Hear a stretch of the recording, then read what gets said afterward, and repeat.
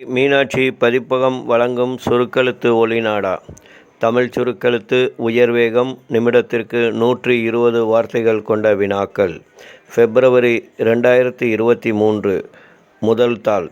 குரல் கொடுத்துள்ளவர் மதுரை கூக்கி ஜெயபாலன். Ready, comments. மாண்புமிகு முதலமைச்சர் அவர்களே, அமைச்சர் பெருமக்களே, இன்று உங்கள் மாநிலத்திற்கு வருகை தந்து உரையாற்றுவதில் நான் பெருமகிழ்ச்சி அடைகின்றேன். கூட்டத்திற்கு வந்துள்ள அனைவருக்கும் முதலில் எனது வணக்கத்தை தெரிவித்துக் கொள்ள விரும்புகிறேன். சொல்லப்போனால் நான் இந்த கூட்டத்திற்கு சுமார் 2 மணி நேரம் முன்னதாக வந்திருக்க வேண்டும். தாமதம் ஏற்பட்டதற்காக முதற்கண் எனது வருத்தத்தை தெரிவித்துக் கொள்கிறேன். முதலாக தூய்மை பணிக்காக மிக பெரும் இயக்கத்தை ஆரம்பித்துள்ள உங்களுக்கு எனது மனமார்ந்த வாழ்த்துக்களை இந்த சந்தர்ப்பத்தில் தெரிவித்து கொள்ள கடமைப்பட்டுள்ளேன். கடந்த 5 ஆண்டுகளில் இதை ஒரு மக்கள் இயக்கமாக நீங்கள் மாற்றியுள்ளீர்கள். இதன் காரணமாக நாட்டிலேயே உங்களது திரிபுரா மாநிலம்தான் தூய்மையான மாநிலம் என்ற பெருமையை பெற்றுள்ளது. அடுத்தபடியாக மற்றொரு விஷயம் குறித்தும் நான் உங்கள் அரசை பாராட்ட விரும்புகிறேன். தொலைத்தொடர்பு மற்றும் ஏழை மக்களுக்கான வீட்டு வசதி ஆகிய துறைகளில் நீங்கள் மிக சிறப்பாக செயல்பட்டுள்ளீர்கள். இதற்காக எனது மனமார்ந்த பாராட்டுக்களை பதிவிடுகிறேன். இன்று நடைபெறவுள்ள விழாவில் 3 லட்சம் ஏழை எளிய மக்களுக்கு வீடுகள் வழங்கப்பட உள்ளன. இதில் பயன்பெறுவோர் பெரும்பாலும் பெண்கள் என்பதை அறிந்து நான் உள்ளபடியே பெருமகிழ்ச்சி அடைகிறேன்.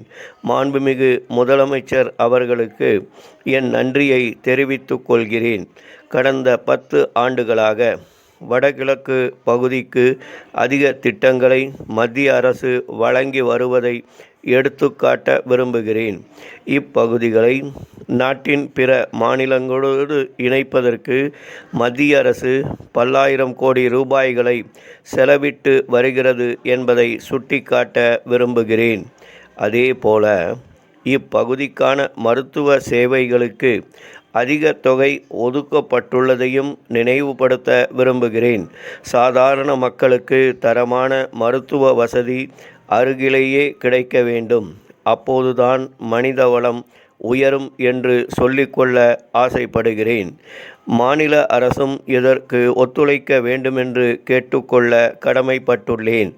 மேலும் தேசிய சுகாதார திட்டத்தின் கீழ் இங்கே விரைவில் 3000 ஆரம்ப சுகாதார நிலையங்கள் அமைக்கப்பட உள்ளன என்று சொல்லிக்கொள்ள விரும்புகிறேன்.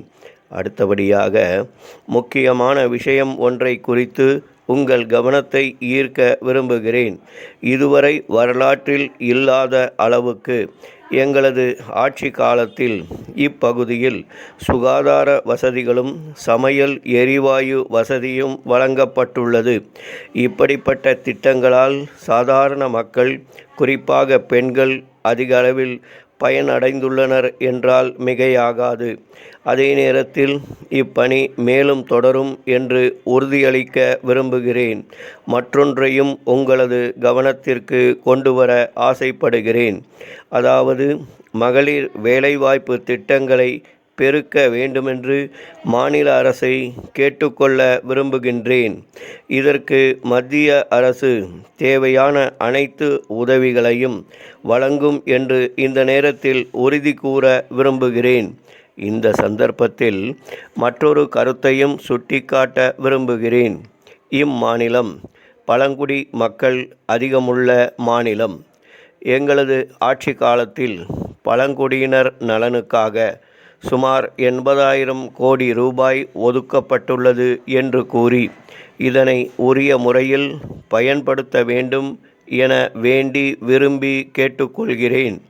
அடுத்தபடியாக வனப்பகுதிகளில் எரிபொருள் மற்றும் சிறு வன பொருள்களை பயன்படுத்துவதில் பழங்குடி மக்களுக்கு பிரச்சனை இருப்பதாக அறிகிறேன். குறிப்பாக சில வனத்துறை அதிகாரிகள் மிகவும் கண்டிப்பாக உள்ளதாக செய்திகள் வருகின்றன. காலம் காலமாக வனங்களை நம்பி வாழும் இவர்களை கனிவுடன் அணுக வேண்டும் என்று கேட்டுக்கொள்ள விரும்புகிறேன். நிறைவாக மேடையில் உள்ள பெருமக்கள் அனைவருக்கும், சிறப்பான இந்த கூட்டத்திற்கு வந்துள்ள உங்களுக்கும் எனது நன்றியையும் அன்பையும் தெரிவித்து இத்துடன் எனது உரையை நிறைவு செய்கிறேன். ஸ்டாப்.